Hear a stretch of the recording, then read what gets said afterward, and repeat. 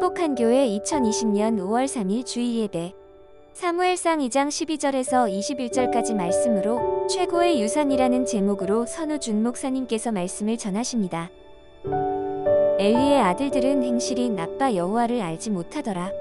그 제사장들이 백성에게 행하는 관습은 이러하니 곧 어떤 사람이 제사를 드리고 그 고기를 삶을 때에 제사장의 사환이 손에 3살 갈고리를 가지고 와서 그것으로 냄비에나 솥에나 큰 솥에나 가마에 찔러 넣어 갈고리에 걸려 나오는 것은 제사장이 자기 것으로 가지되 실로에서 그곳에 온 모든 이스라엘 사람에게 이같이 할 뿐 아니라 기름을 태우기 전에도 제사장의 사환이 와서 제사 드리는 사람에게 이르기를 제사장에게 구워드릴 고기를 내라. 그가 내게 삶은 고기를 원하지 아니하고 날 것을 원하신다 하다가 그 사람이 이르기를 반드시 먼저 기름을 태운 후에 내 마음에 원하는 대로 가지라 하면 그가 말하기를 아니라 지금 내게 내라 그렇지 아니하면 내가 억지로 빼앗으리라 하였으니 이 소년들의 죄가 여호와 앞에 심히 크면 그들이 여호와의 제사를 멸시함이었더라. 사무엘은 어렸을 때에 세마포 에봇을 입고 여호와 앞에서 섬겼더라. 그의 어머니가 매년 드리는 제사를 드리러 그의 남편과 함께 올라갈 때마다 작은 겉옷을 지어다가 그에게 주었더니 엘리가 엘가나와 그의 아내에게 축복하여 이르되 여호와께서 이 여인으로 말미암아 내게 다른 후사를 주사 이가 여호와께 간구하여 얻어 바친 아들을 대신하게 하시기를 원하노라 하였더니 그들이 자기 집으로 돌아가매 여호와께서 한나를 돌보시사 그로하여금 임신하여 세 아들과 두 딸을 낳게 하셨고 아이 사무엘은 여호와 앞에서 자라니라. 최고의 유산이라고 하는 책이 있습니다. 우리 시대 명사 25명을 선정해서 그들에게 부모님으로부터 받은 최고의 유산과 자신의 자녀에게 주고 싶은 최고의 유산이 무엇인지를 물어보았습니다. 세계적인 로봇 공학자 데니스 홍에게는 TV를 고장낸 어린아들에게 화를 내기는커녕 TV의 원리를 알려주던 아버지가 있었고 가수 보아에게는 밤낮 없이 노래하고 춤추는 어린 딸을 위해서 전원주택으로 이사를 가 노래방 기계를 사주던 어머니가 있었다고 합니다. 세상을 살리는 디자이너로 이름난 배상민 교수 뒤에는 25년 동안 호스피스 봉사를 한 어머니와 남몰래 이웃을 돕던 아버지가 있었고 수업을 따라갈 수 없는 지진하라는 혹편을 들었던 에디슨, 장차 어떤 일을 해도 성공할 수 없을 것으로 판단된다고 적힌 성적표를 받아온 아인슈타인도 잠재력을 믿어준 어머니의 교육 덕분에 자신의 역량을 펼칠 수 있었다는 이야기가 적혀 있습니다. 각자 표현은 조금씩 달랐지만 공통점은 부모로부터 많은 영향을 받았고 그런 긍정적인 영향 덕분에 어려움을 극복하고 성공할 수 있었다는 것입니다. 누구도 부모의 영향력을 부인할 수 있는 사람은 아무도 없을 것입니다. 부모가 자녀에게 어떤 유산을 물려주느냐에 따라서 우리 자녀의 미래는 달라질 것입니다. 그래서 오늘 어린이 주일을 맞아 말씀을 통해 우리 그리스도인들이 자녀들에게 물려주어야 할 최고의 유산에 대해서 생각해 보려고 합니다. 특히 성경에서 등장하는 두 가정을 비교해서 이야기를 나누어 보려고 합니다. 첫 번째는 엘리 제사장의 가정입니다. 사사시대 말 제사장이었던 엘리에게 두 아들이 있었습니다. 홈니와 비느하스. 이 두 아들은 아버지의 후광으로 종교적, 사회적으로 최고의 자리였던 제사장에 올랐고 실로에서 섬겼습니다. 그런데 엘리는 아들들에게 그들이 섬기는 하나님에 대해서 제대로 알려주지 않았고 하나님의 말씀을 따라 어떻게 살아야 하는지 제대로 가르치지 않았습니다. 그 결과 그들이 어떻게 되었을까요? 오늘 본문 12절을 같이 읽어보겠습니다. 12절 시작. 엘리의 아들들은 행실이 나빠 여호와를 알지 못하더라. 그리고 이어지는 13절부터 엘리의 아들들이 저지른 죄악들에 대해서 나열하고 있습니다. 13절을 보면 그 제사장들이 백성에게 행하는 관습은 이러하니 라고 시작됩니다. 이 관습이라는 단어를 사용한 것은 그들의 행동이 반복해서 일어났음을 강조하는 겁니다. 그리고 홈리와 비느하스가 제사를 멸시한 구체적인 예를 두 가지로 들고 있습니다. 하나는 제사장으로서 제물의 특정한 부위를 몫으로 받지 않고 제멋대로 자신들의 몫을 받은 것입니다. 그리고 다른 하나는 하나님께 드려야 하는 제물의 기름 부분까지도 강압적으로 빼앗은 것입니다. 그들이 제사를 주관하는 제사장들이었음에도 불구하고 율법의 조항들을 무시하고 자신들의 이익을 챙겼습니다. 이것은 그들이 하나님을 전혀 두려워하지 않고 있음을 보여주고 있는 것입니다. 뿐만 아니라 그들은 회막문에서 수종을 드는 여인들과 동침하기까지 했습니다. 그들의 탐욕은 여호와께 드리는 제물을 갈취하는 데서 끝나지 않고 자신들의 성적 욕구를 충족시키는 데까지 이어졌습니다. 제사장 가문이었던 홈리와 비느하스가 어떻게 이런 지경에까지 이르게 되었을까요? 오늘 사무엘상 2장 29절을 같이 한번 읽어보겠습니다. 2장 29절 시작. 너희는 어찌하여 내가 내 처소에서 명령한 내 제물과 예물을 밟으며 내 아들들을 나보다 더 중히 여겨 내 백성 이스라엘이 드리는 가장 좋은 것으로 너희들을 살지게 하느냐. 성경은 이들의 잘못이 아버지 엘리의 잘못된 자식 사랑 때문이라고 이야기합니다. 엘리는 하나님보다 두 아들을 더 중요하게 생각했습니다. 하나님께서 제정하신 제사를 멸시했음에도 엘리는 아무런 조치도 취하지 않았습니다. 이런 엘리 밑에서 자란 두 아들은 계속 죄를 쌓다가 결국 블레셋과의 전투에서 죽임을 당하고 맙니다. 그날의 이스라엘의 보병이 3만 명이나 죽임을 당했고 법궤마저 블레셋에게 빼앗겼다는 소식을 들은 엘리는 너무 놀라서 뒤로 자빠지다가 목이 부러져 죽었고 비느하스의 아내도 아이를 낳다가 이가봇, 즉 하나님의 영광이 떠났다고 하면서 죽게 되었습니다. 참 무서운 이야기지요.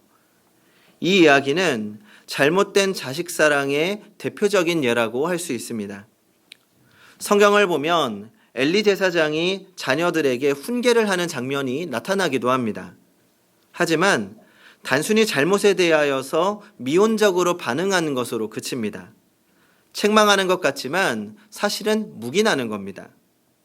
사실 여기서 엘리 제사장이 취했어야 할 조치는 무엇입니까? 자녀들을 제사장직에서 파면시키고 멀리 떨어뜨려야 했습니다. 하지만 엘리는 그렇게 하지 못했습니다. 왜냐하면 자기 자식들이 자기의 뒤를 이어서 계속 제사장을 하고 싶은 마음에 잘라내지 못했던 것입니다. 모든 부모는 자식을 사랑합니다. 자기 자식이 잘못되기를 원하는 사람은 없습니다. 자녀가 행복하기를 원합니다. 그런데 어떻게 행복하기를 원하는지는 우리가 잘 생각해 보아야 합니다. 이 부모님들이 자녀들에게 물려주고 싶은 것에 대해서 설문조사를 해보았습니다. 그랬더니 그 결과 약 38%가 집이나 부동산을 물려주고 싶다고 가장 많이 대답했고 그 다음이 자립할 수 있는 비용으로 33%, 그리고 삶의 유산이 10%가 나왔다고 합니다. 설문조사 결과 자녀들에게 경제적인 여유를 물려주고 싶다는 부모님들의 마음이 잘 나타나 있는 것 같습니다. 아무래도 경제적으로 여유가 있어야 우리 자녀들이 행복하고 편안한 삶을 살 수 있을 거라고 생각하기 때문입니다. 물론 우리가 이 세상을 행복하게 살기 위해서는 경제적인 부분이 필요합니다. 편안한 집에서 좋은 옷을 입고 좋은 음식을 먹는 것은 물론 기분 좋고 행복한 일이지요. 그래서 우리는 자녀들에게 좋은 환경을 물려주고 싶어 합니다. 그런 마음 당연합니다. 저도 우리 자녀들에게는 제가 줄 수 있는 최고의 것들로 주고 싶습니다. 하지만 그런 마음이 전부가 되어서는 안 된다는 것입니다. 이 어느 초등학교 2학년 학생이 이런 시를 썼습니다. 엄마가 있어 좋다, 나를 예뻐해 주셔서. 냉장고가 있어 좋다. 나에게 먹을 것을 주어서. 강아지가 있어 좋다. 나랑 놀아주어서. 아빠는 왜 있는지 모르겠다. 이 웃을 수 있지만 이 가슴 아픈 시라고 생각합니다. 이 아버지들이 가정을 위해서 얼마나 열심히 일하는 분들입니까? 이른 아침 자녀가 일어나기 전부터 준비해서 10,000원 버스, 지하철을 타고 출근하고 밤 늦은 시간 파김치가 되어 돌아옵니다. 사랑하는 자녀들 하루 종일 보고 싶었고 집에 돌아가서 놀아주고 싶지만 다음 날 또 일할 것이 걱정되어 제대로 놀아주지도 못하고 겨우 잠에 듭니다. 다 우리 가족 조금이라도 편안하고 행복하게 살게 하기 위해서 희생하는 겁니다. 하지만 자녀들에게는 아버지와의 관계의 단절을 가져오고 더욱 중요한 것들을 놓치게 되는 것 같습니다. 물론 이러한 것들을 모르지 않습니다. 알면서도 또 그렇게 일할 수밖에 없는 이 어쩔 수 없는 현실이 참 안타깝습니다.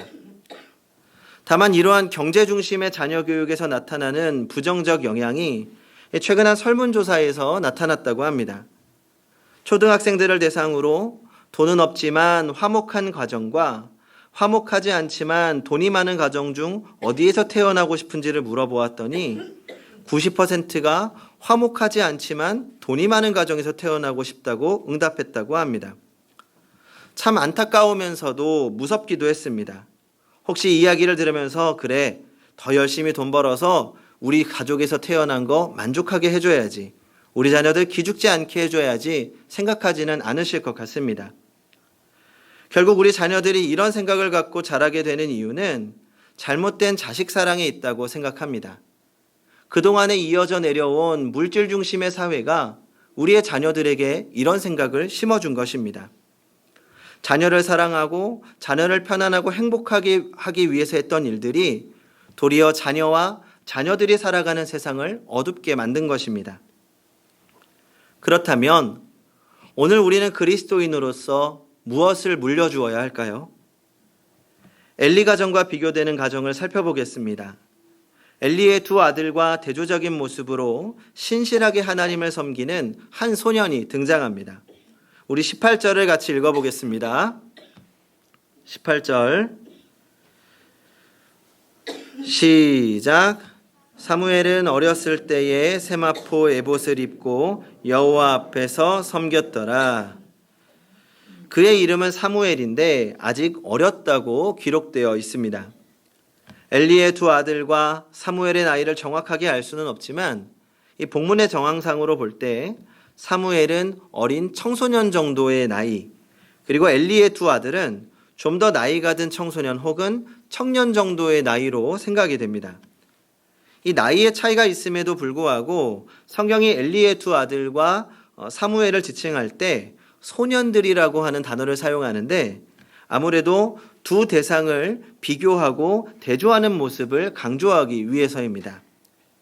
우리 한글 성경에는 없지만 이 18절 말씀은 그러나라는 접속사로 시작이 됩니다. 이 접속사는 사무엘이 앞선 엘리의 두 아들과는 전혀 다른 삶을 살고 있다는 것을 강조합니다. 그리고 이 여호와 앞에서라고 번역이 된 말은 실은 원어적인 의미로 볼 때 여호와와 함께라는 의미입니다. 사무엘은 아직 어리고 부모를 떠나 있었지만 하나님을 섬기며 하나님과 함께 그분 앞에서 자라나는 소년이었습니다. 이 어린 사무엘이 어떻게 하나님을 섬기며 그분과 함께 자랄 수 있었을까요? 바로 믿음의 어머니 한나가 있었기 때문입니다. 사무엘은 한나가 하나님께 간절히 기도해서 얻은 아들이었습니다. 한나는 이렇게 귀하게 얻은 사무엘이 젖을 떼자마자 자신이 서원했던 대로 엘리에게 가서 그를 하나님께로 드렸습니다. 한나가 이렇게 할 수 있었던 것은 자신이 간절히 구해서 얻은 사무엘보다 그를 주신 하나님을 더 사랑하고 더 중요하게 여겼기 때문입니다. 아이를 하나님께 드린 후에 한나는 남편과 함께 매년 제사를 드리러 실로로 갔고 그때마다 사무엘에게 작은 옷을 지어다 주었습니다. 그러나 하나님은 사무엘이 어렸을 때부터 세마포 에봇을 입도록 하셨습니다. 하나님이 주신 옷을 입고 하나님을 섬기며 그분 앞에서 자라났고 왕정시대 초기를 이끌었던 훌륭한 선지자로 점점 커갔습니다. 제가 이 사무엘의 가정을 보면서 가장 먼저 생각난 말씀이 마태복음 6장 33절입니다. 그런즉 너희는 먼저 그의 나라와 그의 의를 구하라. 그리하면 이 모든 것을 너희에게 더하시리라. 자식의 안위를 걱정해 하나님보다 자녀를 더 사랑했던 가정은 비참한 말로를 겪었지만 하나님을 먼저 사랑한 가정에는 하나님께서 채워주시더라는 것입니다. 우리가 이 비밀을 알고 있는 그리스도인이라면 무엇보다 우리 사랑하는 자녀들에게 신앙의 유산을 물려주어야 하지 않을까요? 저도 어릴 적부터 어머니로부터 배웠던 믿음, 그리고 제가 사랑하는 자녀들에게 물려주고 싶은 신앙의 유산이 있습니다. 그러면 구체적으로 어떤 믿음을 물려주어야 할지 생각해 보려고 합니다. 제가 오늘 말씀을 묵상하면서 제가 물려받은 신앙의 유산들을 생각해 보았습니다. 그러면서 또 제가 물려주고 싶은 유산도 정리해 봤습니다. 그랬더니 제가 우리 자녀들에게 물려주고 싶은 신앙의 유산을 크게 세 가지로 정리할 수 있었습니다. 첫째로는 하나님을 경외하는 믿음입니다. 요즘 이슈가 되는 것 중 하나는 겁없는 청소년들, 어린이들의 이야기입니다. 10대 폭행, 성폭행, 절도에 대한 이야기가 심심치 않게 등장합니다. 얼마 전에는 인천 여중생을 대상으로 집단 성폭행 사건이 일어나기도 했습니다. 문제는 이런 사건들에 대한 걱정과 두려움이 없다는 겁니다. 법을 두려워하지 않습니다. 죄 짓는 것을 두려워하지 않습니다. 이런 세대 자녀를 어떻게 키워야 할지 저도 늘 고민입니다. 그러나 세상은 점점 더 악해질 것입니다. 세상은 점점 더 어두워질 것입니다. 이러한 세대에 우리의 자녀를 바르게 양육할 수 있는 것은 바로 하나님을 경외하는 믿음입니다. 하나님께서 살아계시고 하나님께서 우리를 감찰하시는 분이라는 것을 우리는 전하고 또 전해야 될 것입니다. 그리고 둘째로 하나님께 영광 돌리는 믿음입니다. 만약 지금 선우준 목사가 된 데 가장 큰 영향을 끼친 것이 무엇인가 라고 묻는다면 저는 어머니께서 저에게 남겨주신 너는 하나님의 영광을 위해서 살아야 한다 라는 말이라고 할 수 있을 것 같습니다. 이 어머니께서는 늘 저에게 너는 무엇을 하든지 하나님의 영광을 위해서 살아야 해 라고 말씀하셨습니다. 아주 지겹도록 말씀하셨던 것 같습니다. 한 번은 제가 이 어머니께 어린 마음에 엄마 가수가 되고 싶어요 라고 말씀을 드렸더니 어머니께서 그러면 가수로 하나님께 어떻게 영광을 돌릴 수 있겠니? 라고 물으셨습니다. 그래서 나름대로 하고 싶으니까 이런저런 이야기를 하면서 설득시켰죠. 그리고 나서 얼마 지나 또 꿈이 바뀌어서 이번에는 방송국 PD가 되고 싶다고 했습니다. 그랬더니 뭐라고 말씀하셨을까요? 그러면 방송국 PD를 하면서 하나님께 영광을 돌리면 되지. 제가 어떤 이야기를 하든지 어머니께서는 무엇을 하든지 하나님께 영광 돌릴 수 있는 길이면 된다고 말씀하셨습니다. 아주 지겹게 말씀하셨던 것 같습니다. 그래서 이 하나님께 영광이 제 선택과 행동의 기준이 되었습니다.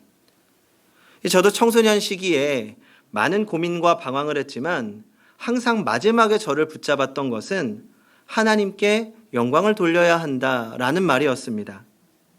이 어떤 잘못된 길의 유혹이 다가올 때도 저를 멈추게 하는 것은 내가 이런 잘못된 일을 하면 하나님을 욕되게 하는 것은 아닐까? 이런 걱정과 두려움이 저를 마지막에 멈추게 했습니다. 물론 그러면서도 틈틈이 못된 행동들도 많이 했지만 그래도 그런 행동들을 할 때마다 제 마음에 불편함과 걱정이 있는 겁니다. 그래서 늘 제가 어떤 선택을 할 때마다 고민하는 기준이 되었습니다. 나의 선택이 하나님께 영광을 돌리는 것인가?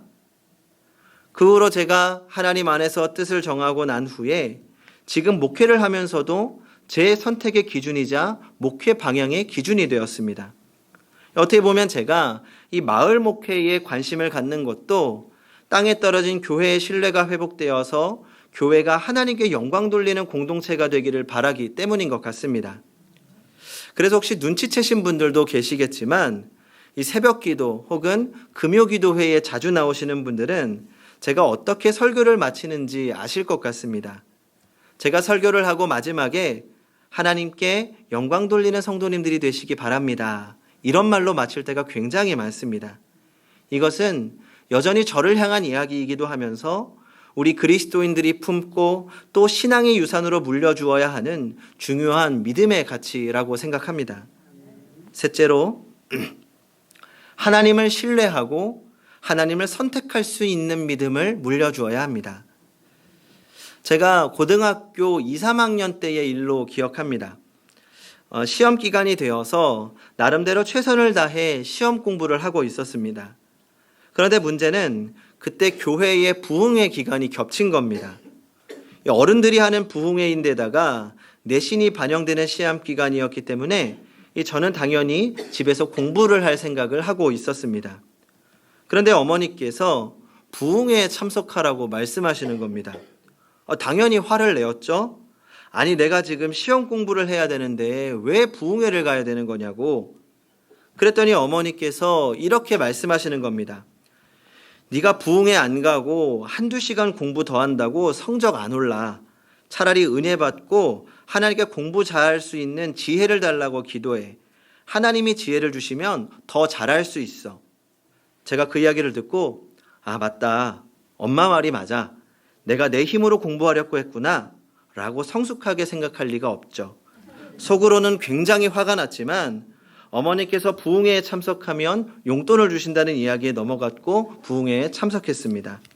물론 은혜도 많이 받았고요. 어떻게 보면 미련한 신앙처럼 보일 수 있습니다. 시험은 시험 공부를 열심히 해야 잘 보는 겁니다. 공부 안 하고 백날 기도만 한다고 좋은 대학 가는 것 아닙니다. 그런데 그 사건이 저에게는 참 중요한 사건이었습니다. 무엇이 중요한지, 무엇을 먼저 선택해야 하는지 기준이 세워진 시간이었던 것 같습니다. 그리고 하나님을 신뢰하고 하나님을 선택하는 법을 배웠습니다. 그리고 제가 자녀들에게 물려주고 싶은 믿음이기도 합니다. 삶의 모든 순간에 최선을 다해야 하지만 가장 중요한 때 하나님을 선택하고 하나님을 신뢰하는 믿음을 가르쳐주고 싶은 것입니다. 이렇게 제가 3가지 정도로 물려주고 싶은 그리고 물려주어야 할 믿음의 유산을 나누었습니다. 그리고 나서 제가 마지막으로 생각해 보니 결국은 내가 부모님으로부터 받았던 신앙의 유산들을 내가 누리고 있었고 또 나도 물려주고 싶다는 생각이 강하게 들었습니다. 다시 말하면 내가 먼저 그 믿음을 가지고 그 믿음으로 살아야 내가 그 믿음이 되어야 내 자녀들에게 믿음을 물려줄 수 있다는 것입니다. 그래서 우리가 정말 신앙의 유산을 물려주고 또 신앙의 가정을 이루기 위해서는 내가 먼저 하나님 안에서 바로 서 있고 나의 믿음이 바로 서 있어야 한다는 것을 늘 기억하시기 바랍니다. 나의 믿음이 하나님 앞에 온전하게 세워져 있어야 합니다. 성도 여러분, 점점 그리스도인으로 살기 어려운 시대가 되어가고 있습니다. 아니 그저 살아내기도 어려운 시대인 것 같습니다. 이러한 시대에 사랑하는 우리 자녀들이 참된 행복과 참된 기쁨을 누리기 원합니다. 그러므로 먼저 믿음으로 살아내시기 바랍니다. 먼저 믿음으로 승리하시기 바랍니다. 그리고 믿음의 기쁨을 누리며 사십시오. 그리고 우리 사랑하는 자녀들에게 최고의 유산인 믿음의 유산을 물려주고 참된 기쁨이 넘치는 믿음의 가정을 이루는 성도님들이 되시기 바랍니다. 기도하겠습니다. 살아계신 하나님, 연약한 우리를 하나님의 자녀로 삼아주시고 양육하여 주시고 인도하여 주시니 감사합니다. 주님께서 우리에게 보여주신 그 은혜를 기억하며 또 그 은혜를 전하는 믿음의 사람이 되게 하여 주시옵소서. 특별히 우리가 사랑하는 믿음의 가정을 이루기 원합니다. 우리의 자녀들에게 하나님을 경외하는 믿음을 전하여 거룩하게 살게 하시고 하나님을 신뢰하는 믿음을 전하여 평안하게 하시고 하나님을 선택하며 하나님의 자녀로 살게 하여 주시옵소서. 그렇게 믿음의 유산을 누리고 또 물려주며 기쁨이 넘치는 믿음의 가정을 이루게 하여 주시옵소서. 예수님의 이름으로 기도합니다. 아멘.